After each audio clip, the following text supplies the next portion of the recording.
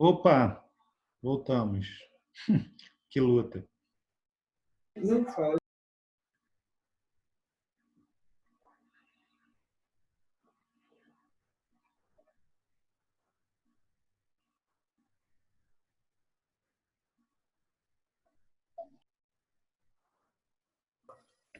Comprei lá na Herói. Tá bom?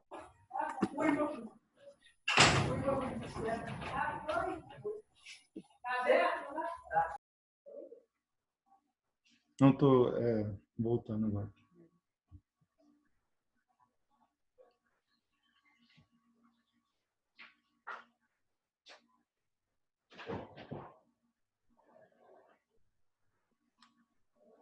Opa, voltamos? Então, todos me ouvindo? Sim, sim. Vocês estão vendo na tela aí qual é a importância dos novos rolos, do Novo Testamento? Sim, sim. Sim, sim, sim, sim, sim. Ótimo. Então,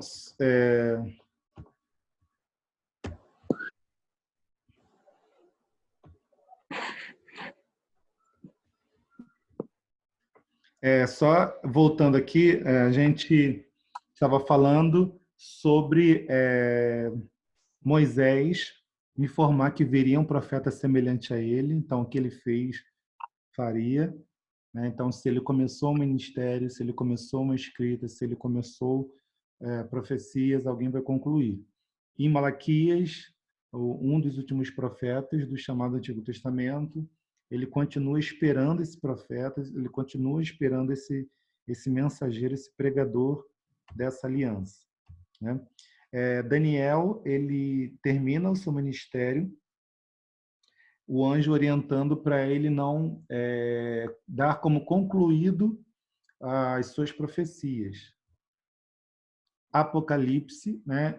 O anjo vai dizer para João para ele dar como concluído o seu livro, né? Porque todas as profecias até então agora estão para se cumprir e João termina, né, o Apocalipse com a informação, com a orientação do anjo dizendo para ninguém acrescentar, né, ou tirar, né, nada daquilo que estava escrito ali. Ok. E o próprio Jesus, né, a gente já citou aqui Mateus 23, 34, onde ele afirma que ele enviaria profetas, sábios e escribas, ou seja, homens que iriam escrever. Por quê? As palavras de Jesus têm autoridade. Jesus falava em verdade vos digo, né? E tem autoridade sobre os demônios, tem autoridade sobre a natureza, tem autoridade, enfim, sobre os líderes. Devem ser obedecidas, né? Como está registrado, tanto em Mateus quanto em João, por exemplo. Jesus compara as suas palavras ao restante das Escrituras, quando Jesus fala algumas vezes, né, principalmente lá em Mateus 5, porque está escrito, eu, porém, vos digo, está escrito, eu, porém, vos digo. Então, ele vai comparando, né, as suas palavras com o restante das Escrituras, ou seja, com o chamado Antigo Testamento. Jesus informou que todo mundo conheceria o seu evangelho, a sua vida, a sua história, e isso, né, facilita com a questão da escrita, né, é possível pela escrita, que limita as alterações com o tempo. Então, a escrita vai fortalecer, né, a ideia, né, da preservação daquilo que Jesus de fato fez e falou.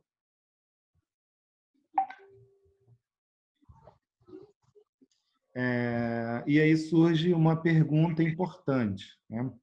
Foi utilizada alguma fonte externa? Haviam outros livros? Enquanto os livros da Bíblia estavam sendo escritos, tinham outros livros também sendo escritos? Aí a gente vai visualizar. O que você quer de tomate? A gente vai visualizar, por exemplo, durante as escrituras, outros homens sendo citados. Então, na Bíblia, vai ter a citação de Senaqueribe, na Bíblia vai ter a citação de Nabucodonosor, algumas vezes, né? A citação de Ciro, a carta que Ciro escrevia, Artaxerxes, rei da Pérsia, da tradição judaica. Jesus cita algumas vezes a tradição judaica. E o apóstolo Paulo, ele cita um filósofo, um profeta grego, Epimênides, citado, né, o filósofo Arauto e o filósofo Menandro, só nome bonito, né? Então, existem citações de outros livros, né? E nesse próximo slide, a gente tem vários outros livros sendo citados pela Bíblia. Então, lá em Números 21:14, tem o livro das guerras do Senhor. Que livro das guerras do Senhor é esse? Não sabemos. Em Josué, em 2 Samuel, eles citam o livro dos justos. Que livro é esse?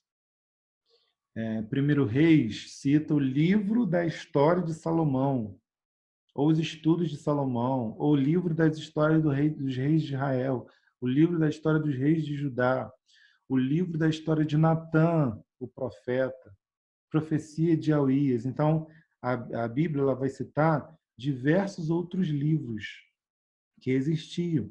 Então, só para a gente entender que nem tudo que os profetas, o que esses homens escreviam, eram considerados como escritura sagrada, tá? Eles são considerados como livros normais, são citados, são livros de história, são livros importantes, porém não fazem parte das escrituras sagradas, tá? Depois, no período chamado interbíblico, uns 400 anos antes de Jesus nascer, surgem alguns livros. A Igreja Católica colocou esses livros lá na Bíblia dela, como Tobias, como Eclesiástico, Macabeus, Judite. Esses são livros que têm alguma história, né? A gente não vai alegar que é mentira o que está ali, mas não são registrados e reconhecidos como parte das escrituras sagradas. Então,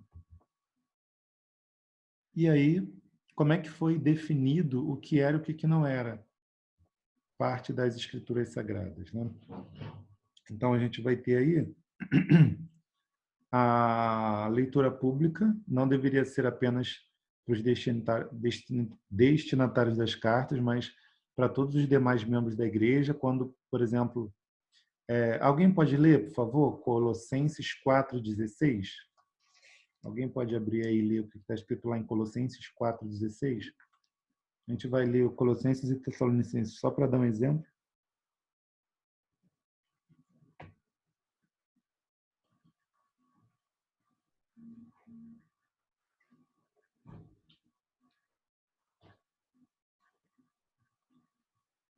Alguém?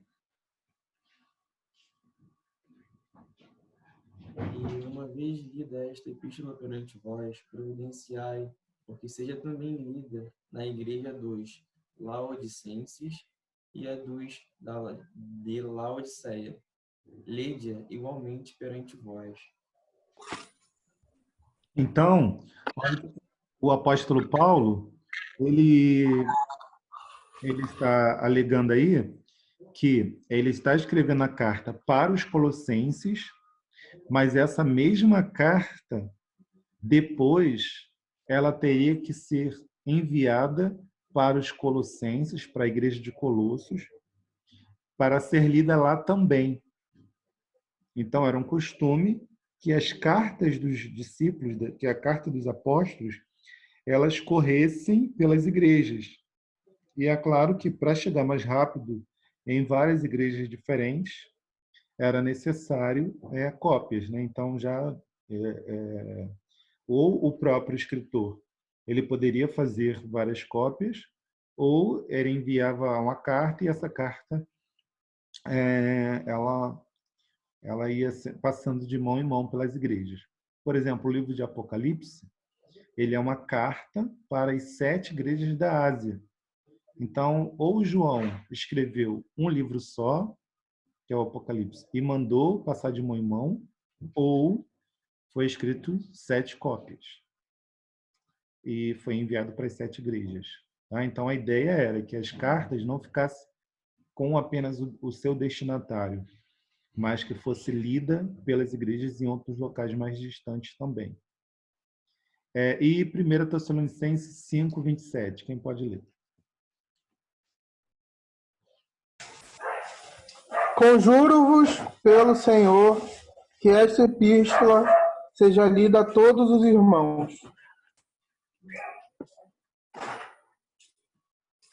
Leio de novo? Não, tá ótimo, perfeito. Obrigado, Davi. Então, realmente, aí mais uma vez se confirma, né? Então, essa carta foi para os Tessalonicenses, mas todo mundo, em geral, tinha que ler. Alguma dúvida até aqui, senhores?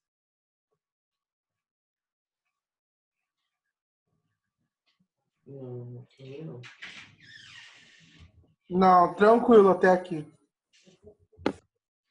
Tá.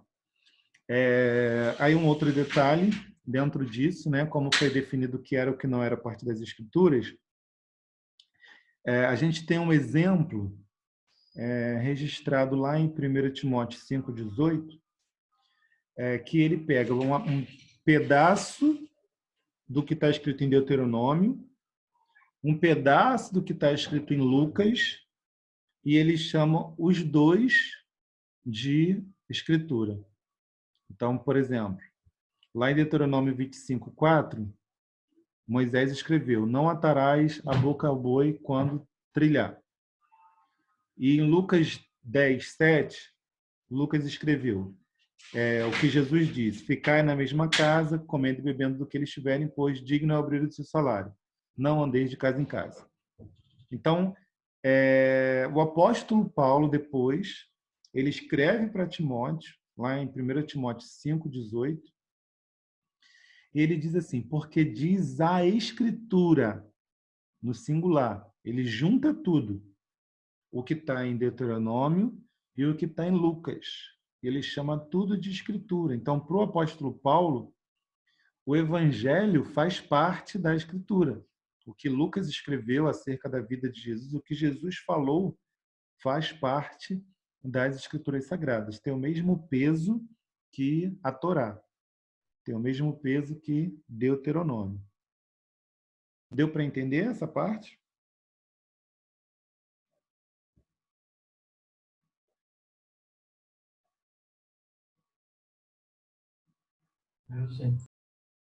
Ok.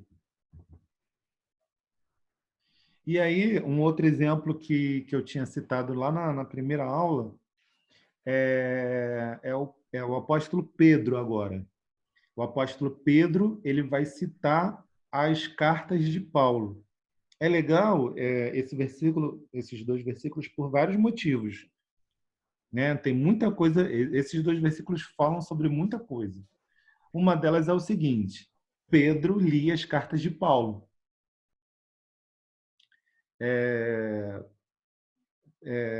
As cartas de Paulo circulavam pelas igrejas e Pedro também lia. Tá? Um outro detalhe é que Pedro ele vai comparar as cartas de Paulo com as demais escrituras. Então, vamos lá. Segunda carta de Pedro, capítulo 3, versículos 15 e 16, diz assim: e tende por salvação a longanimidade de nosso Senhor, como também o nosso amado irmão Paulo vos escreveu, segundo a sabedoria que lhe foi dada, falando disso, como em todas as suas epístolas, entre as quais há pontos difíceis de entender, que os indoutos e inconstantes torcem, e igualmente as outras escrituras para a sua própria perdição. Então, Pedro compara as cartas de Paulo, todas as cartas de Paulo, com as outras escrituras. Então, ele não precisou 3 séculos depois, 4 séculos depois, para a Igreja Católica definir o que era inspirado e o que não era.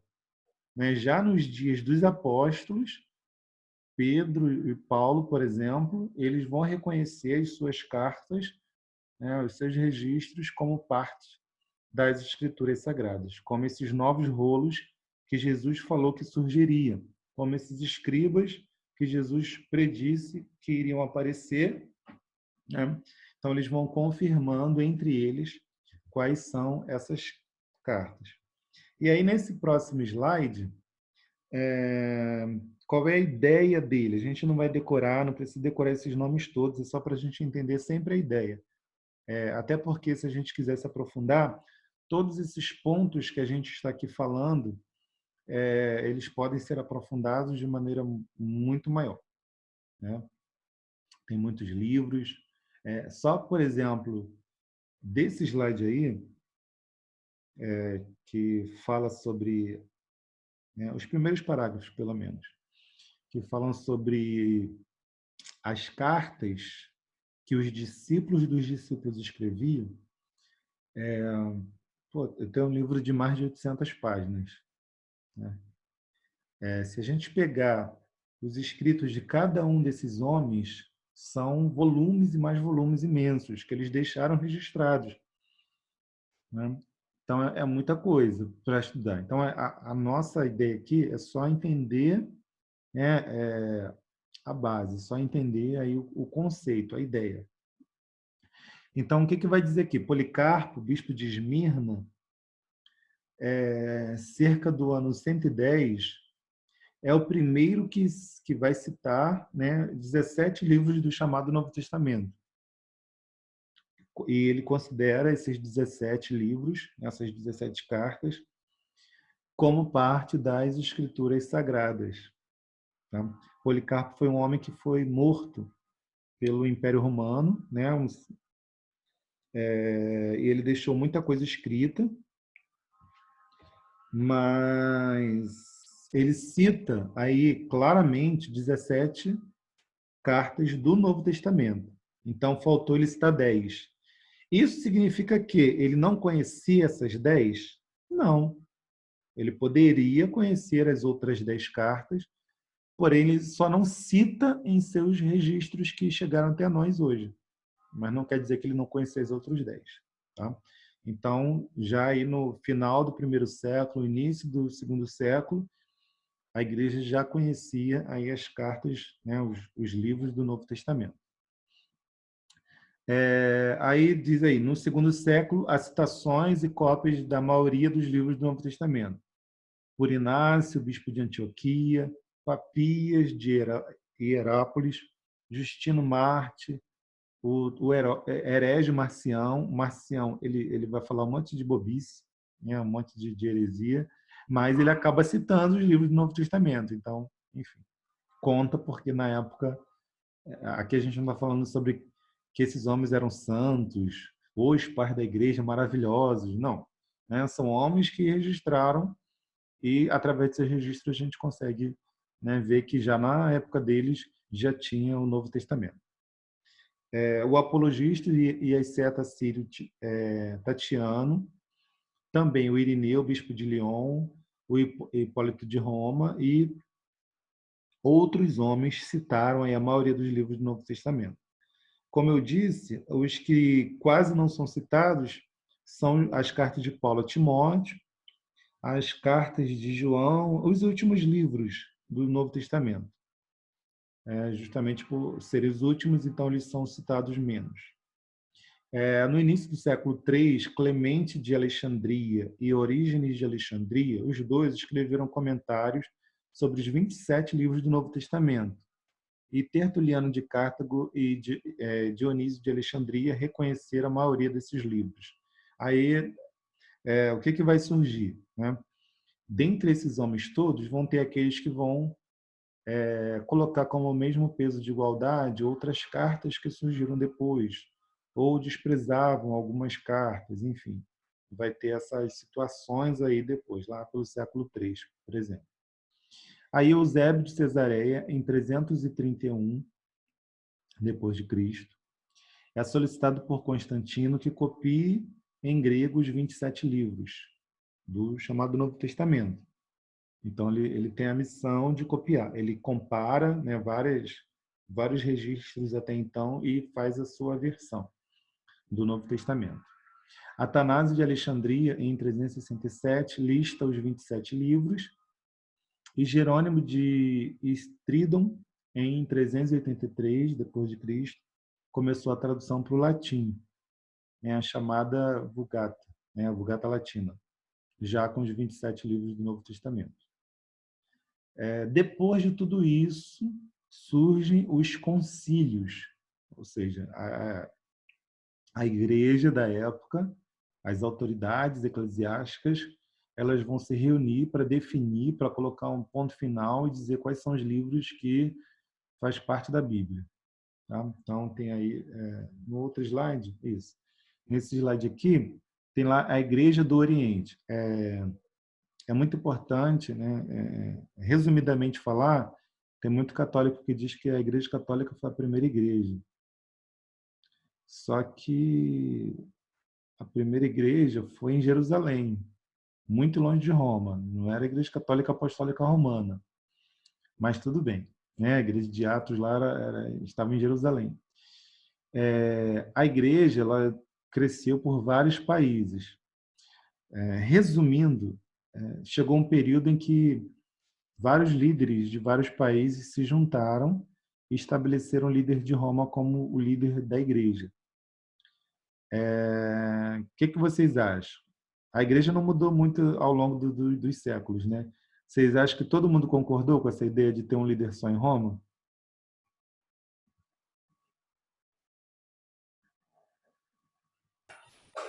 Eu acho que não. Pois é. Mas Não, né? Como em todas as reuniões até hoje, sempre vai ter alguém que vai discordar, né? Graças a Deus por isso. Né? Mas, enfim.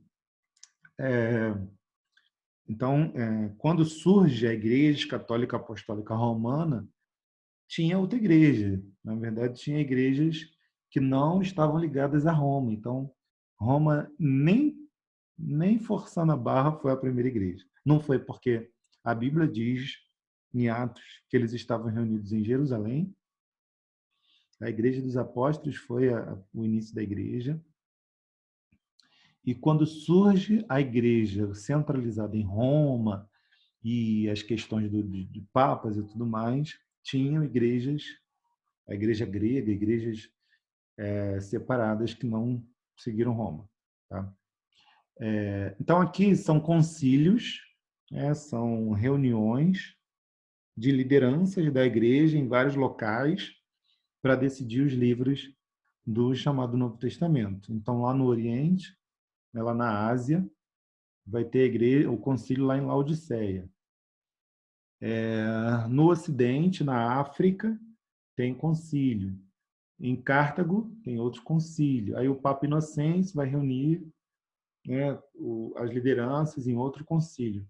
Então, vão ter vários concílios para confirmar quais são os livros do Novo Testamento, quais são os livros da Bíblia em si, né? Os livros de toda a Bíblia. Então, muita gente usa alguma dessas datas, principalmente 397, aí, do Concílio de Cartago, para definir que ali foi especificado quais eram os livros da Bíblia. Tá? Mas, desde a época dos apóstolos, a partir do momento que as cartas eram escritas, eles já sabiam, eles já reconheciam o que era inspirado ou não. Ok? Ok. Tá. Então, para comprovar isso, né, no slide anterior, a gente mostrou aí a citação dos livros do chamado Novo Testamento por vários discípulos dos discípulos, ao longo do segundo, do terceiro, do quarto século, tá? Antes de todos esses concílios aí. Pois bem, para que reconhecesse, para a gente reconhecer um livro que é inspirado por Deus, então todas as profecias, em primeiro lugar, todas as profecias contidas neles precisam se cumprir 100%. É uma exigência lá de Deus que está registrada em Deuteronômio 18. Se o profeta não cumprir com uma das profecias, se cumprir o contrário, então descarta aquilo ali. Precisa ter concordância com os 5 primeiros livros. A base tem que ser os 5 primeiros livros. Quais são os 5 primeiros livros? Qual é a base da Bíblia, das Escrituras?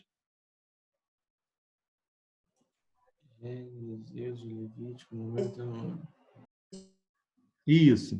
Gênesis, Êxodo, Levítico. Levítico, Número. Isso. Gênesis, Êxodo, Levítico, Números e Deuteronômio, esses 5 livros, eles são chamados de várias formas. Quais são as formas que eles são chamados?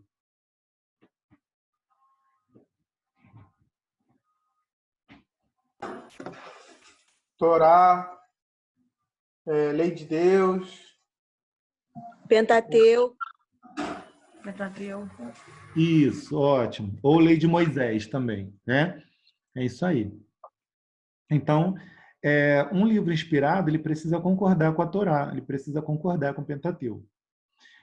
Terceiro ponto, ele precisa revelar o seu assunto principal. Qual é o assunto principal da Bíblia? Bem, o centro é Jesus. Jesus, né? Então, o livro não tem que falar do João Rodolfo, tem que falar de Jesus, né? De alguma maneira, aquele livro ali vai apontar para Jesus. Como assim? Vai ter o nome Jesus? Não. Mas esse livro é importante para entender qual foi a origem de Jesus, qual a genealogia de Jesus. Então, ok. Esse livro é importante para entender por que Jesus fez alguma coisa. Então, esse livro fala de Jesus. Então, é importante a gente considerar os livros revelados como aqueles que vão falar sobre o Senhor Jesus, né?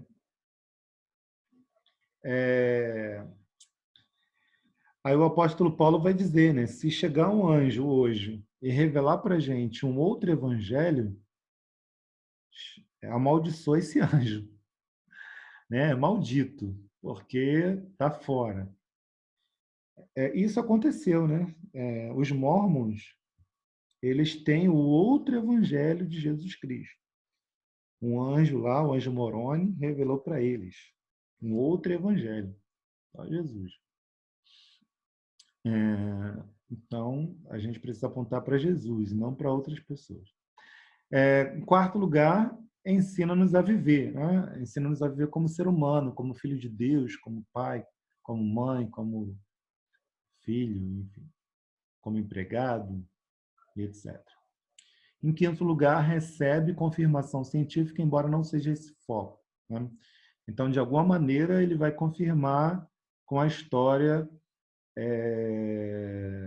com a história geral, né? Em que sentido? Por exemplo, esse livro dos Mormons, que eu citei agora, que foi supostamente revelado pelo anjo Moroni, ele cita um monte de lugar, ele cita um monte de coisa que não existe, que você não encontra na arqueologia, não encontra nos livros de história, não encontra em lugar nenhum, né? Já a Bíblia não. A Bíblia ela vai revelar nomes de cidades, nomes de reis. A Bíblia vai citar datas, materiais, culturas que estão enterradas há pelo menos 4.000 anos. Que, por exemplo, nos dias de Jesus, os homens não tinham como saber aquelas informações. E Moisés e todo mundo que escreveu as escrituras, a arqueologia depois confirmou. Ou a ciência, de uma maneira geral, confirma os seus detalhes. Enfim, então, através desses passos, por exemplo, a gente consegue reconhecer os livros inspirados. E, fechando essa parte, 2 Timóteo 3,16, diz que toda a escritura é inspirada por Deus e útil para o ensino, repreensão, correção, educação na justiça.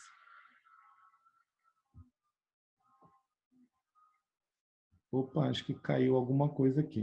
Vocês estão me ouvindo? Sim, sim. Tá? Tá aparecendo o Sim. slide? Tá, perfeitamente. Tá. Acho que foi a minha tela aqui que mudou alguma coisa.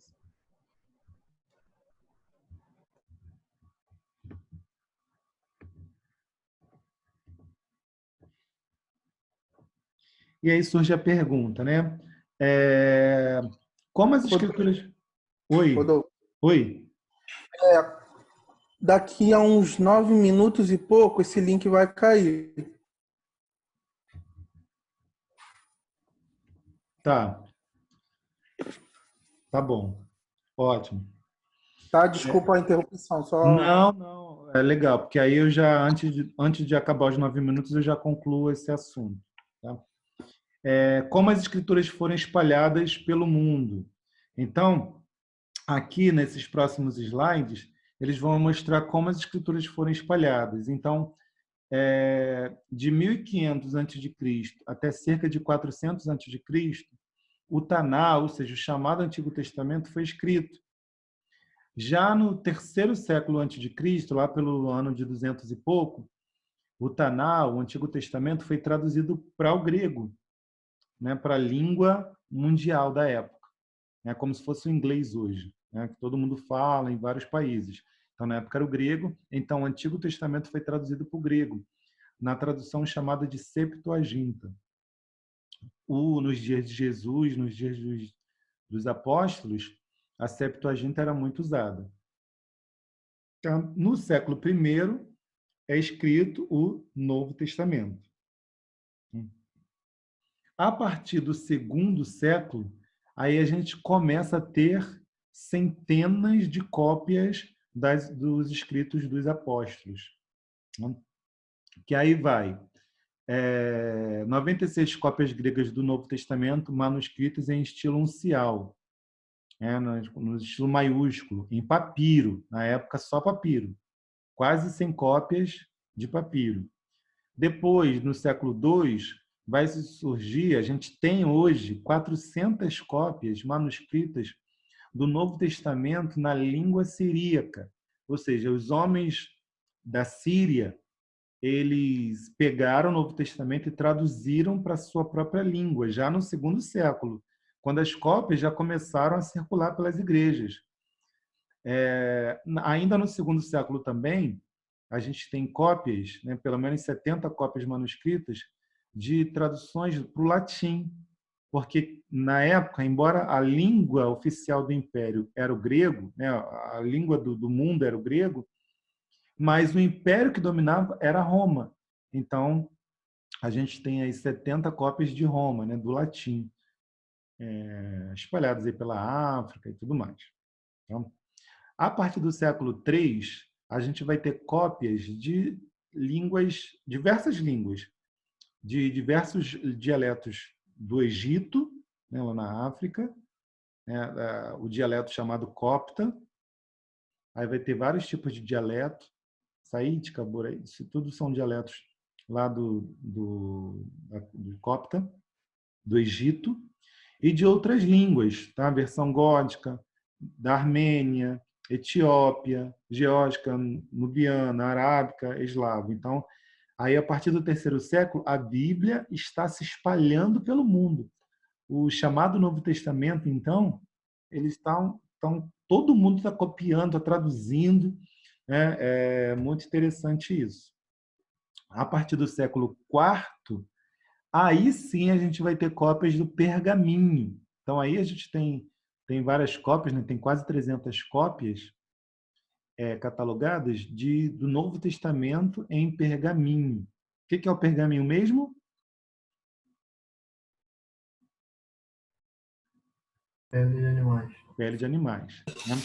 A partir do quarto século também, a gente tem mais de 10.000 cópias da Bíblia toda traduzida para o latim, que foi uma tradução importante, principalmente para a Igreja Católica Apostólica Romana, né, que é a Vulgata Latina, a Bíblia toda traduzida do hebraico, diretamente do hebraico para o latim. Aí depois, no século V em diante, A gente tem mais de 2.000 cópias dos lecionários. O que são lecionários? É tipo uma liturgia do culto. As pessoas tinham pedaços do Novo Testamento para ler no culto o ano inteiro, né? Para não deixar de ler durante os cultos. Para não ficar todo culto falando do cego de Jericó, da Jesus acalma a tempestade, né? Enfim. Então, eles tinham cópias do Novo Testamento, pedaços de cópia do Novo Testamento para ler durante cada culto o ano inteiro. Tá? Isso aí já é uma tradição mais romana, né? Que aí é possível ler o Novo Testamento todo o ano todo, durante os cultos da igreja. A partir do século IX,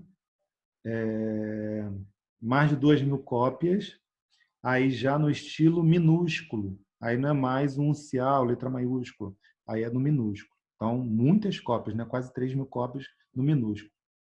Em 1452, surge o primeiro livro do mundo impresso e, né, para a glória de Deus, o primeiro livro do mundo impresso é a Bíblia, né? São as Escrituras na versão no latim, né? Na Vulgata Latina. Em 1522, é impresso a tradução de Martins Lutero do Novo Testamento para o alemão, né? A Igreja Católica era completamente contrária, mas Lutero consegue traduzir aí para o alemão o Novo Testamento, né? Então não fica só mais no latim. Agora as pessoas vão ter acesso, pelo menos na Alemanha, o Novo Testamento na sua própria língua para facilitar, para que as pessoas leiam a Bíblia e vejam, comparem o que está acontecendo com a igreja e o que Jesus deixou registrado. Pelo menos em 2005, a gente tem a Bíblia traduzida em mais de 2.400 línguas no mundo inteiro. Só que existe um grande desafio para nós, igreja, dar acesso à Bíblia para todo o planeta. As pessoas ainda não têm, no mundo inteiro, muita gente ainda não tem a Bíblia escrita na sua própria língua. Muitos homens dedicaram a sua vida, literalmente, seu sangue, seu suor, sua juventude, seu ministério, para copiar as Escrituras, para traduzir as Escrituras, para pregar as Escrituras. Essa imagem é porque, durante muito tempo, a Igreja Católica Romana perseguiu e matou quem tivesse uma cópia da Bíblia dentro de casa. Quem importasse Bíblia era pecado e estava com a punição da morte. Mas, independente disso, homens dedicaram as suas vidas para que a Bíblia chegasse até a nós hoje. Então, a gente precisa, né, cada vez mais valorizar esse livro e lutar por ele, né, e investir para que esse livro seja pregado e alcance a todo mundo. Hoje, na China, muitos crentes estão sendo perseguidos, né? A igreja não está podendo fazer esses cultos online, como a gente está fazendo, então estão tentando proibir. Esse ano, 2020, segundo o que a gente leu nas reportagens, a China está tentando proibir batismo nas águas, para que esse ano 2020, as pessoas tenham menos conversões. É uma loucura total. Mas, eis-nos aqui, né? Que Deus possa nos levantar para estudar essa palavra, para amar essa palavra, para viver essa palavra e para pregá-la e levá-la para quem não tem acesso. Seja no braille, seja para quem é analfabeto, em áudio, ou de todas as formas possíveis que nós possamos divulgar essa palavra. Amém? Então, acho que está acabando o vídeo, vou ter que mandar outro link para vocês, né? Não, mas acho que concluiu aqui a aula.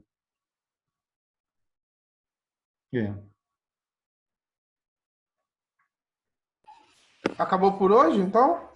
Deixa eu ver aqui.